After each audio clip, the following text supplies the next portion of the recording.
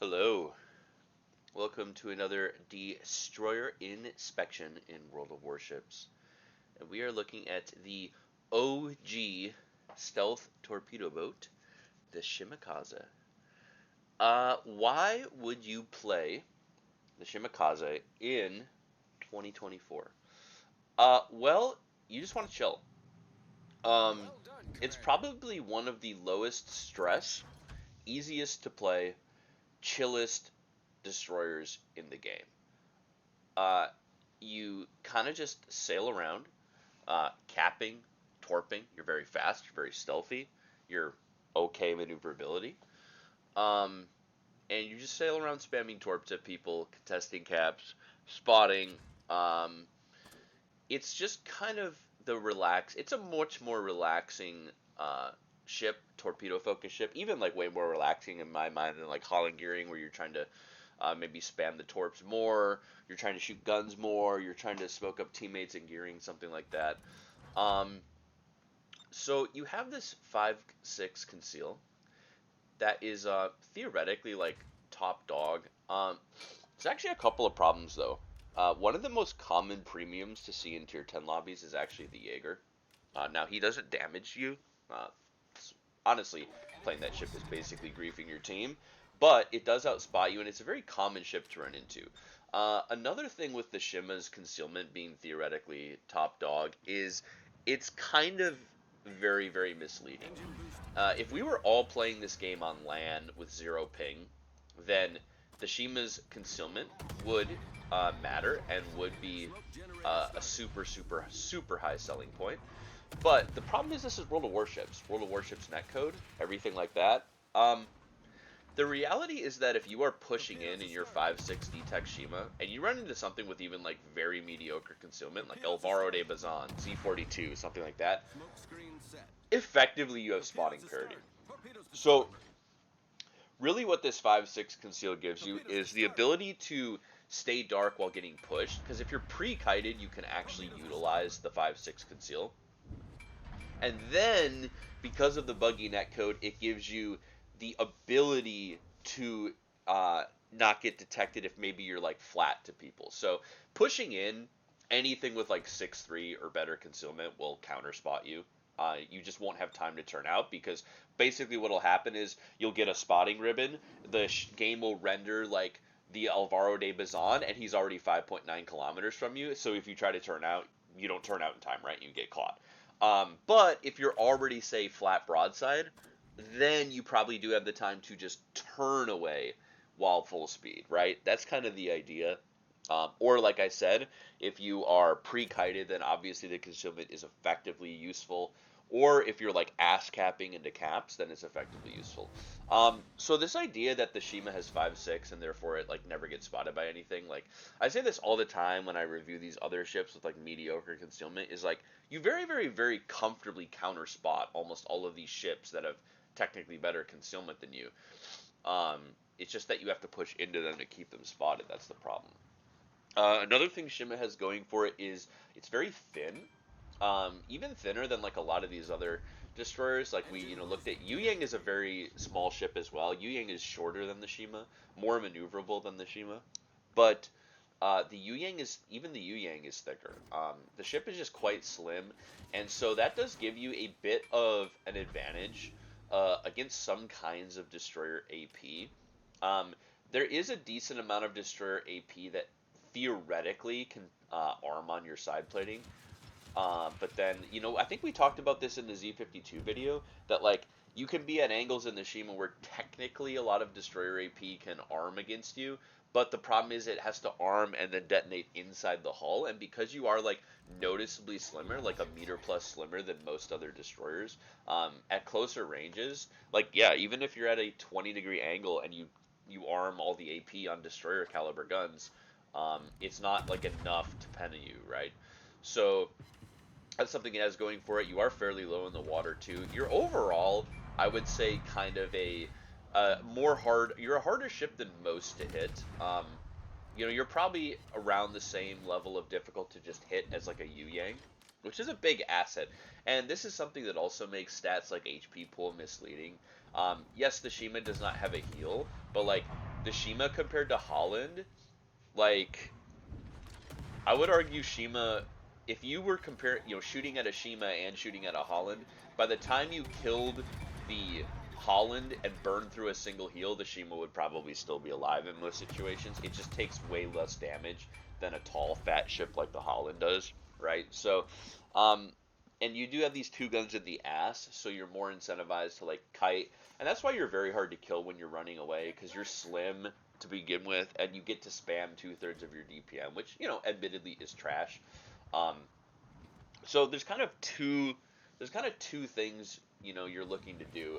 Obviously, we're looking to captain test, but we're also looking to spot. And the you know when I'm on this kind of HP and there's a destroyer here with a Ruprecht and an Adatara, I'm never gonna die. So it would be a giant mistake for me to not try to get this guy killed, right? And as you saw at the start of this replay, I think this is a general rule. Okay, there's probably exceptions, like there's a 5-6 DD game, there's a carrier on your team, right? Something like that. In general, spotting over capping, like basically 99% of the time, spotting the flank first over capping is always the play. Because here's the thing, it's if their destroyer decides that he wants to just sprint to the cap, sit on a rock, and get the cap, well, not only does he not give his team any spotting, and you're giving your team spotting, and he's not a torp threat, and you are a torp threat, it's going to take him an entire minute to cap that objective. And also, like we've mentioned in several other replays, uh, keeping a point in domination for a full minute is worth 36 points. Is 36 points worth like getting a BB killed early, getting a cruiser killed early? Absolutely not, because I can always get up back on this cap, right? It's way, way, way more important. In general, if you are trying to stay even on points, you would always rather stay even on points due to ships than due to caps. Because the caps can be gotten like at any point. And this is not me saying grief the caps. This is not me saying don't play anywhere near the caps. You see that I'm never playing more than like a kilometer, 2 kilometers from the cap, because at any moment I want to have the opportunity to cap within like say a minute, right? We're not trying to throw away free points to the enemy team, but because of this spotting, because I'm focusing on the torps, the spotting, contesting the destroyers more, we've killed 3 of their ships on this flank, and now I can still get the cap anyway, right? And giving the enemy this cap for 1 to 2 minutes, sure, it's cost my team 50 points, but like we've also way more made up for that with the ships that we've killed, which is way higher game impact, and we're still going to get the cap anyway, right? That's kind of the basic idea. Now, looking at the game, you would think just right now, looking at the game, it's basically unlosable, even though we're down on ships, because their team is horrible positions. So basically, all that needs to happen is our destroyers play defense at B, and our battleships just kind of hang out. Um, no, that's not going to happen. Our team is going to just like suicide one after another, and we are going to lose the game. And this is going to bring me into a discussion about teams when you're in the Shima. The Shima has to have a team around it. Um, it is now less team reliant than some damage farming gunboats. Something like Druid is way more team reliant. Something like Sherman is way more team reliant. The Shima is very capable of solo carrying a solid half of the games that you play it in. And then, of course, that other half of your games, you're probably just going to win because your team is better, right? I mean, the sad reality with the state of World of Warships matchmaking, because Wargaming refuses to balance teams, even on something as rudimentary as just average win rate or anything. No, this is not skill-based matchmaking. This is just simply balancing teams. Because Wargaming refuses to do that and we always have blowouts, the harsh reality is that if you are AFK, you will win 35% of your games. Um, if you are AFK, you will probably lose most of your games, but basically AFK win rate in World of Warships is like 35%. And I say this as a player who is, you know, well above average, a decent player.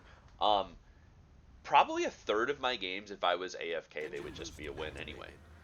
Because the teams are just that good. I mean, like this game, for example, it's like, we're gonna basically solo carry extremely, extremely hard. But it's just, it doesn't matter, right? And then, of course, there are also games where you get 250,000 damage and 2k base XP, 2.5k base XP, and it wouldn't have mattered either. Like, you still would have won, right? Like, you could have been, as the best player on your team, you still could have been AFK and your team would have won that game, right? There's plenty of games like this. Realistically speaking, when we're talking about games and win rate, about 30% of games are a win even if you're AFK. About 30% of the games are a guaranteed loss. If you have something like Matchmaking Monitor, you can literally see that Wargaming has, not literally rigged, right? They're not actually rigging the matchmaker, but it looks like somebody tinkered with it, right? The entire enemy team is green, blue, and purple players, and your entire team is red and private profiles, kind of a thing. So about 30% of your games are a loss, no matter what your contribution is, and about 30% of games are a win, no matter what your contribution is. And when we talk about good players, and win rate mattering, we're well, okay, intelligent people are referring to those like 40% of games that are actually up in the air, where you suiciding early probably does lose your team the game, or could lose your team the game, where you getting a Kraken in 300k damage actually can carry and win your team the game. So, a bunch of, basically all my ships killed themselves. And the biggest issue with teammates that I find in the Shima is battleship players. In my experience in the Shima, the number one reason that you can't carry games that you easily could carry is because your battleships refuse to kill cruiser players on the enemy team that are free kills. Like this Minotaur has offered himself as a 100.00 infinitely repeating % free kill to every battleship on my team more than twice, right? He did it twice. He went flat twice to GK. He went flat twice to Musashi. He's gone flat multiple times to Thunderer. He doesn't even need to go flat to Thunderer, obviously, to get nuked.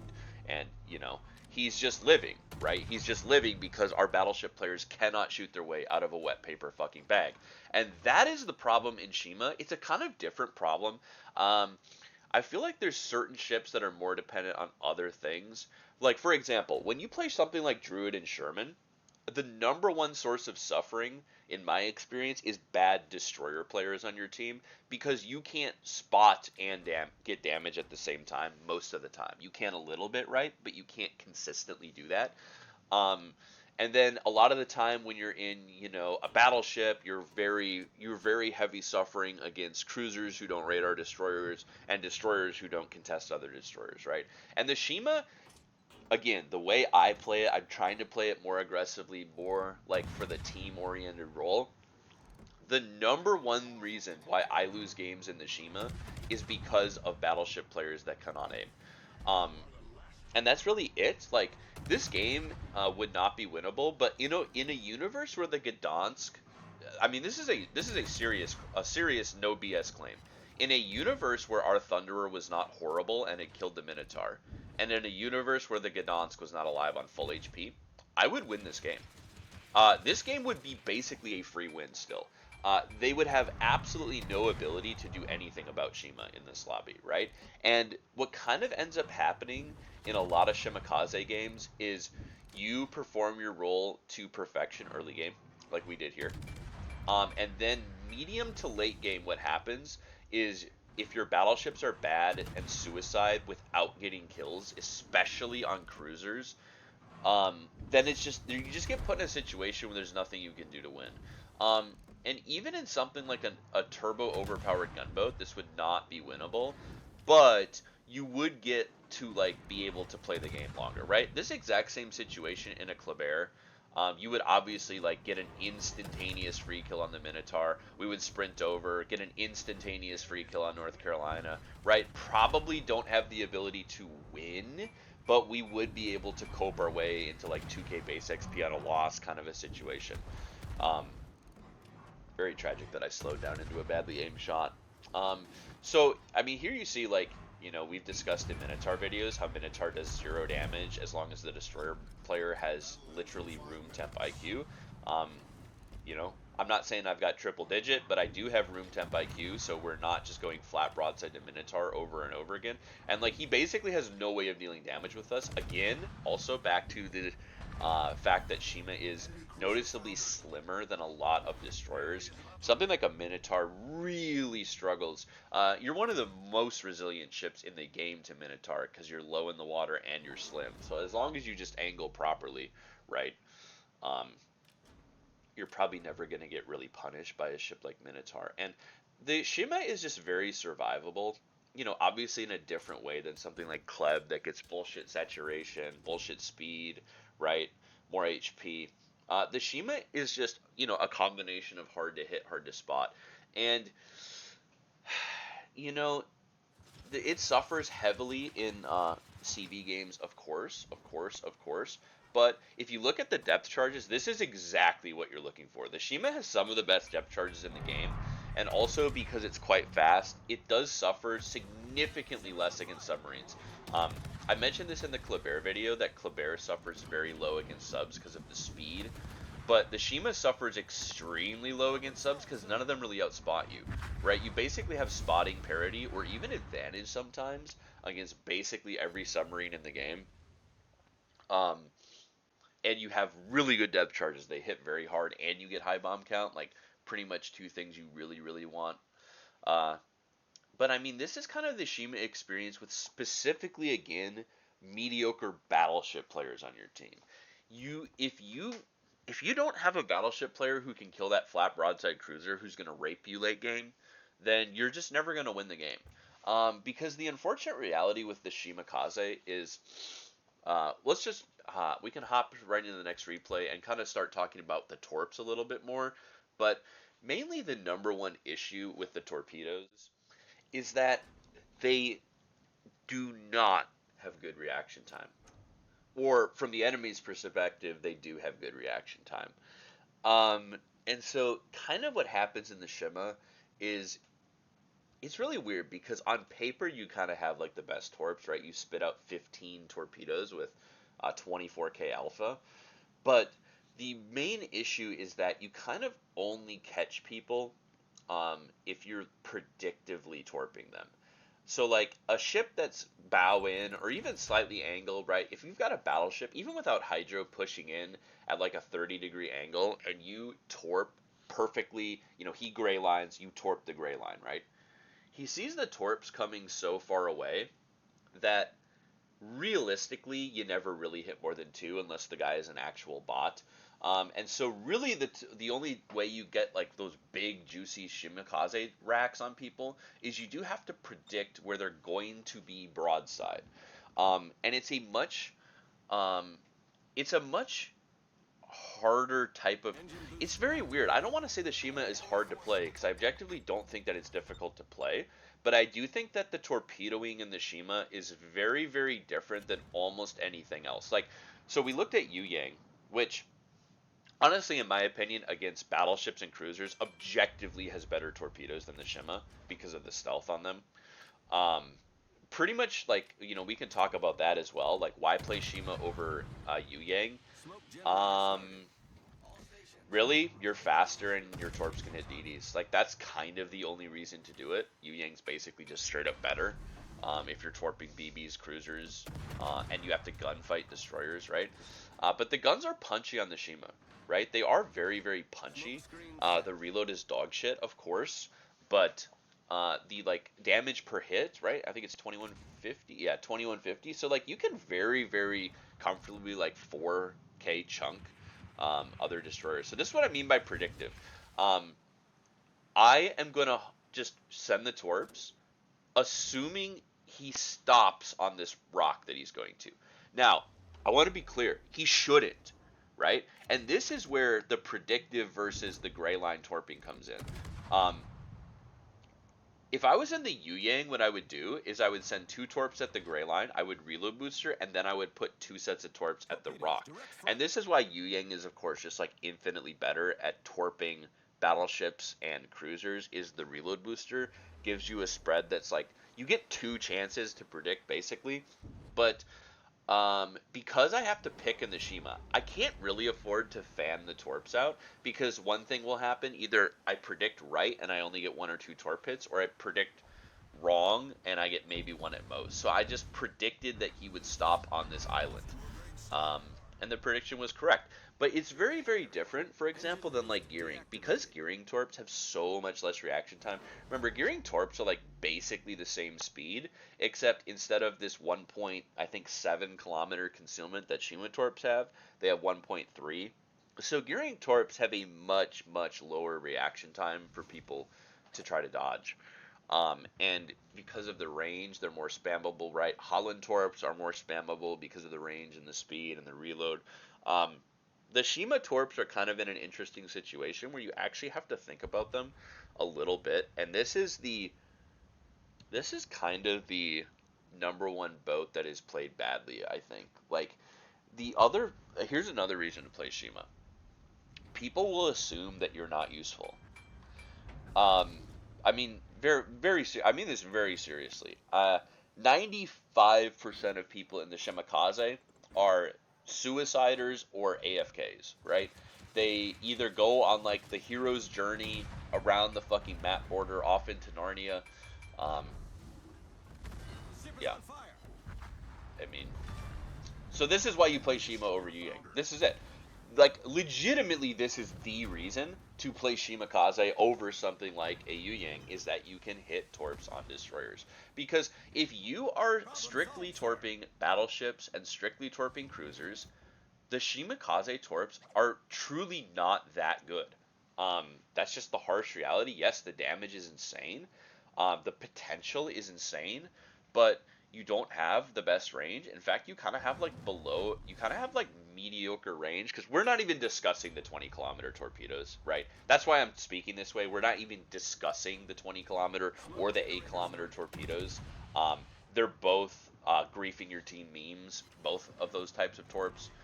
At least the 8 kms are fun and interesting, but the 20-kilometer torps are griefing yourself and your team, whereas at least the 8 kms really only grief your team. But you know, the basic idea being that because of the reaction time, yes, you get 15 torpedoes with like a pretty decent reload. Um, any battleship cruiser player with hands is just never really hitting more than one or two of these every 2 minutes. And this is very different than something like Yu Yang, where if you get the prediction right in Yu Yang, you basically dev strike anything at max range. There is zero reaction time, right? There, you have the same speed, and the torps are literally over twice as stealthy on Yu Yang, right? Like you can one rack people in Yu Yang. Shimakaze, and that's the thing with Shima, is it has these 3 racks of torps, but it basically needs all 3 racks. Um, as anyone who's played Hayate knows, 2 racks of Shimakaze torps is usually just not enough to guarantee multiple hits on a target. Um, Typically speaking, you do have to send that nice fanned spread of torpedoes to get them all. Um, Now this is a very different situation. What's the difference between this game and last game? Well, I did basically the exact same thing. I prioritized spotting and kills over the cap. Our team, you know, massacred the whole flank, right? We killed Shima, Des Moines, and Tashkent. Basically, Tashkent was a team effort, but the other two pretty much were solo kills by me. So we played the exact same way, but what is the difference? Well, the difference is that I am supported by a Sherman and a Des Moines who don't kill themselves. That's the difference. Um, and here the reason why I'm one racking the Bismarck is I've kind of in my mind gotten like a flavor for what he wants to do, and in my mind he's just running away. There we get Combat Scout. There's no benefit to this. Is another reason why you might want to play Yu Yang over Shima. Yu Yang Combat Scout gives you like very nice things. Um, it's kind of tragic, the situation where we're at, where Yamamoto is like basically the worst premium captain in the game. Like I can't think of a worse one. Um, and then like these racks on the Sove. So basically the idea here was I would either triple rack the Sove or I would one rack the Bismarck and then hit the Sove. So that guy was he was on a mission, right? He was on a mission to run away from Des Moines, and then the second Des Moines died, he turned in, but it was of course too late. Um, but that first set that I shot on the Sove in Yu Yang, And this is the thing. This is the comparison that we're gonna make because I do think it's like the most realistic comparison because really the candidates for the best torpedoes in tier 10 are still Shima Gearing. They really still are Shima and Gearing, and then Yu Yang. Um, so every time you're torping something, you're doing something in watching a review of Yu Yang, Shima, Gearing. It's important to keep in mind like what would the others accomplish in the exact same situation.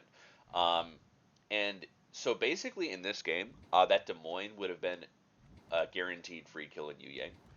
Um, the Bismarck guaranteed free kill in Yu Yang. We already would have been hitting torps on the Sove, even with just a single rack, because again, no reaction time at all. No reaction time.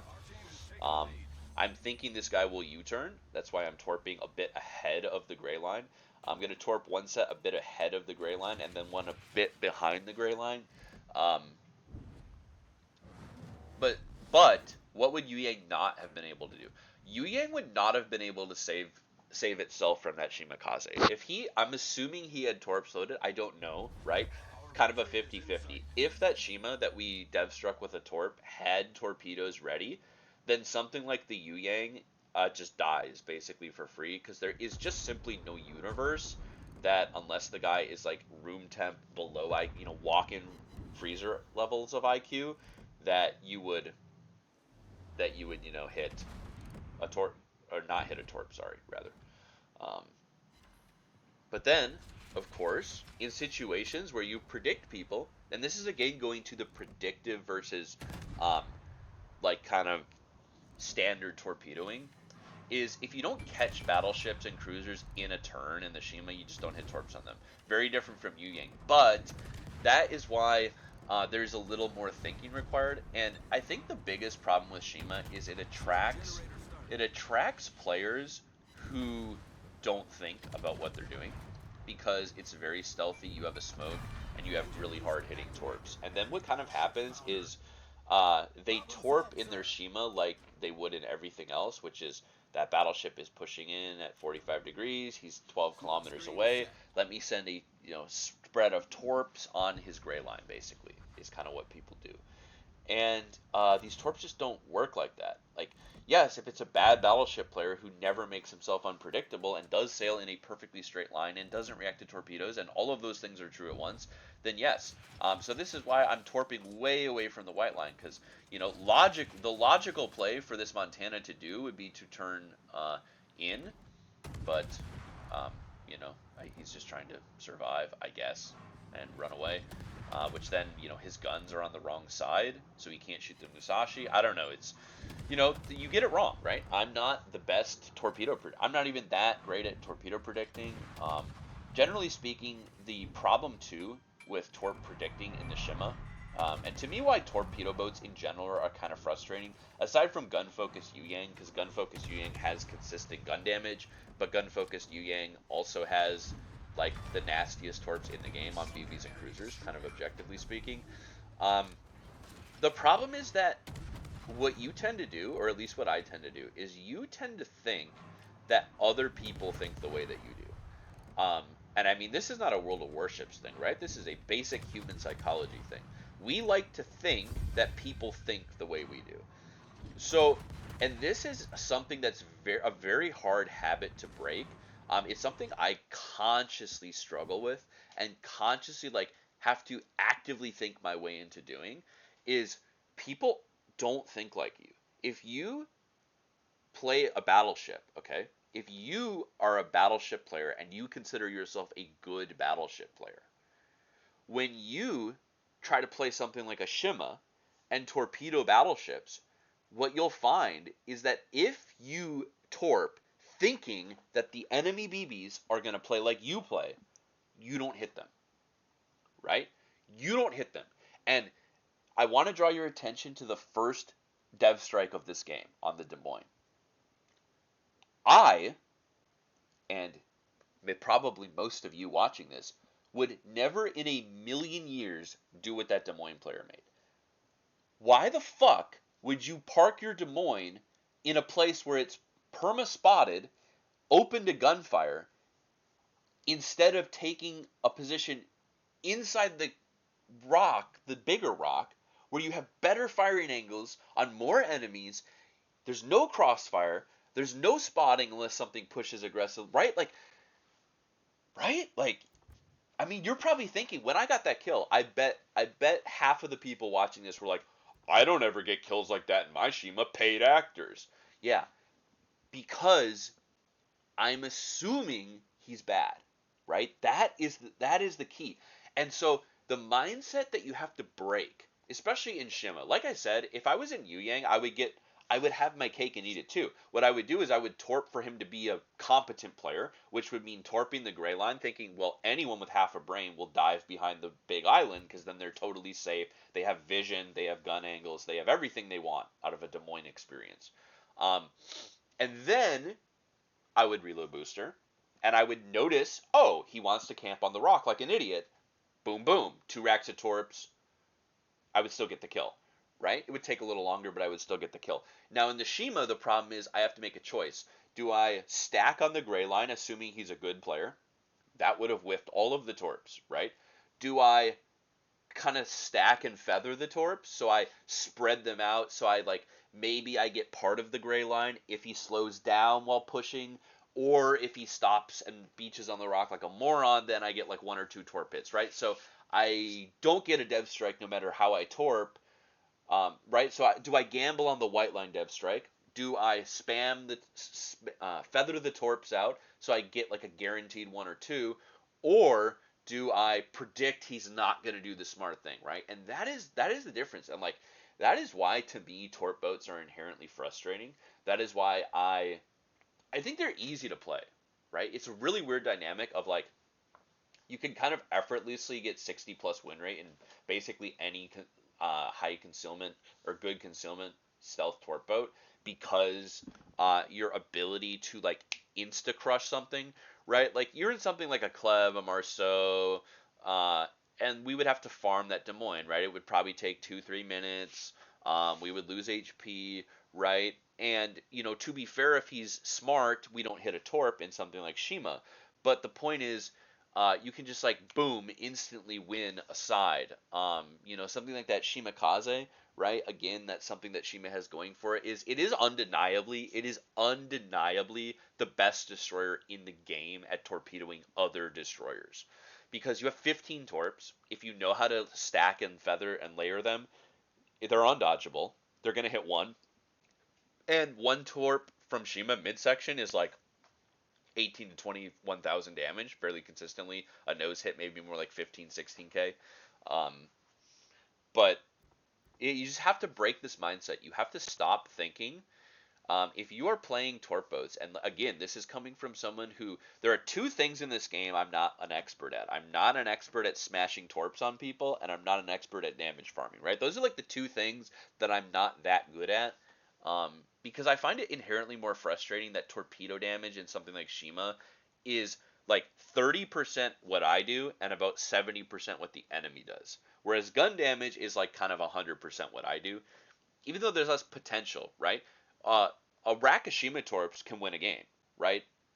Marceau farming you for a minute can't win you the game, um, right? That's kind of the math is this all or nothing play style, and basically you have to just, once you turn your brain off and stop thinking about well, this Des Moines, okay, what's this Des Moines doing? Oh, he's going to get behind the rock because that's the only logical thing he should do. Let me torp for him to do the only logical play he should make. And then he doesn't make the only logical play he should make, and you break your mouse and you're like, God, these players are impossible to torp. They don't make any sense, right? And it's almost preferable to torp the nonsense than to torp the gray line. Um, and that's kind of something that to me is a bit more unique with Shima, because it's down to the reaction time on the torpedoes. I'm sorry we're rambling. We'll hop in the port soon, but um, because the stealth is so bad and the reaction time is so high, you just can't torp the same way that you can in a gearing. At least to me, it doesn't work the same way. The gearing to me, even with only 2 racks, is if a battleship is pushing in at 20, 25 degrees and I torp the gray line in the gearing and spam the torps on cooldown at gray lines, I actually hit torps in the gearing because the reaction time is 2 full seconds less. Um, But the thing is, in the Shima, even with 3 racks, it's like 9 seconds of reaction time is kind of enough for, even in a lot of battleships, to not only turn the rudder, but to basically go from 45 to 0 degree, right? To go from a 45-degree angle to nose in, that's about a 10 to 12 second process in a lot of battleships. So assuming they're paying attention, um, there's many situations where they can just dodge all but maybe one, maybe two torps, right? And so that's why, like, they're not really spammable on cooldown like gearing torps are. Um, to me, they're a lot more like, you have to kind of internally calibrate what the enemy is doing. How are they maneuvering? Are they a man on a mission, aka they're just trying to get from this grid square to that grid square? And they might maneuver, they might slow down or turn to shoot, they might turn out to dodge, but their mission is going from point A to point B. Those are the kind of people where, like, you can even 1 or 2 rack, and you can rack on the white line. But the people who, like the truly good players who know they're hard spotted by something like a Shima and are just gonna spin donut, spin figure eight, start, stop, go in, go out. Um, those are the kind of people where, like, you can't just spam torps at them, right? You have to get, like, extremely, extremely close and wait until they start to make a turn, um, and then you torp for the turn, kind of a deal. All right, let's hop back in the port and stop rambling. Okay, as always, we will start with equipment, and I will caveat the equipment and the captain by saying that in my mind, there are 2 ways of playing the Shima, 2 ways of building the Shima, and the only deciding difference to me is if you run the legendary mod or not. I think that, like, no matter what you're doing, this is the build, although obviously grab engine boost coal mod, right? Okay. I don't play a ton of Shima. I just don't care enough to grab it. But this is just the build. This is the build. These 5 skills, no matter what, and then you would grab engine boost mod. Then, so a couple of things. I talked in Yu Yang about how you can't take torpedo tube reload on Yu Yang because it guarantees permatorp breaks. In my experience, I have maybe 70 games in the Shima. You just don't get these permit. Yeah, they get knocked out, but, like, they just do not get permit in the Shima. Like, I don't know if I've lost a torp tube permit in Shima. Um, I'm sure it probably has happened, but also it's not like the end of the world if one gets knocked out because it's a third of your torp DPM, right? So the debate is, do you run this or do you run the torpedo legendary mod? And this changes how you build the captain, I truly believe, because the torpedo reload horrifically hits your torpedo tube's traverse speed. Horrifically hits it, right? And you see here, the 180 turn time is 6 seconds, okay? But if we take torpedo tube reload system, that is a 70% hit to the speed, right? That means the torpedo tubes turn 30% as fast as they normally do. So it's a 3x. So instead of a 6-second turn time, you get about a 20-second turn time with the legendary mod. The legendary mod is good. Like, it's just a torpedo DPM buff. But that changes the captain, I think. And the only thing it changes is, do you run Swift and Silence or do you run Radiolocation? Because otherwise, this is just the build. I mean, mandatory. Mandatory if you want to torp spec. And then this gives you 5 points left over. So with 5 points left over, the question is, what would you build on Shima? Well, you could take Swift Fish for fucking 3 extra knots. And you would, instead of having 9-second reaction time on the torpedoes, you would have like a you would have like an 8.6-second reaction time on the torpedoes. Who gives a fuck, in my opinion? I truly believe, like, Swift Fish is like a literal whatever skill, especially, I don't know. I don't know. What you care about is torpedo reaction time. Like, that's what you care about. The torps getting to the target in 60 seconds instead of 63 seconds. Sure. Okay. I don't care about that, personally. We are taking Flood Chance because we're grabbing a 4-point skill and then we have 1 left over. Turret Traverse is, like, totally valid on Shima. The Turret Traverse is pure dog shit. This is just like the base turret traverse. We're basically at we're at like battleship turret. If you take grease the gears on a Loria, this is like the turret traverse you get. Okay, but it's Swift and Silence or RPF. I prefer Swift and Silence. Um, like I said, you can't. It's very interesting because while the torps are good against destroyers, do you want to spam 3 racks with a 2-minute cooldown on DDs? But then the problem is, unless they're right in your mouth, they probably still dodge anyway. RPF is definitely a good skill on Shima. It's fine. Um, there are situations where like all the battleships and cruisers are outside your torp range, and so you can cringe torp RPF lines. But I do overall prefer Swift and Silence on the Shima. But again, this is stressing that I'm not running the legendary mod. I do think that if you run the ledge mod, Swift and Silence is basically a mandatory skill because the torpedo tubes don't turn at all, at all, at all. So if you are on a flank and a destroyer is pushing you, and you have the torp tubes like aimed northwest, and the DD comes in from like north northeast, like you don't get to torp them. You don't get to turn the torps and torp them anymore. You have to turn like the whole ship, right? It's horrible. So I think that like this is the build. I think this is the build right here. Um, and then you grab Swift and Silence or RPF depending on whether you run Ledge Mod or not. Swift and Silence helps a lot on Shima. Like I said, it's not that useful because on other ships that don't have spammable torps. But Shima has a high top speed. You go about 41 knots base, right? So just grabbing Swift and Silence is like a 3.5 knot boost. And then with the speed boost up, like you saw in this replay, you go like 47 knots with speed boost and Swift and Silence. You're very fast. And again, because I don't consider Shima torps spammable, I consider Shima torps like predictive torps. Being faster is very crucial to getting on people's sides because that's kind of the only way you really get stacks on. You really stack torps on Shima is if you're able to be in a position to torp them.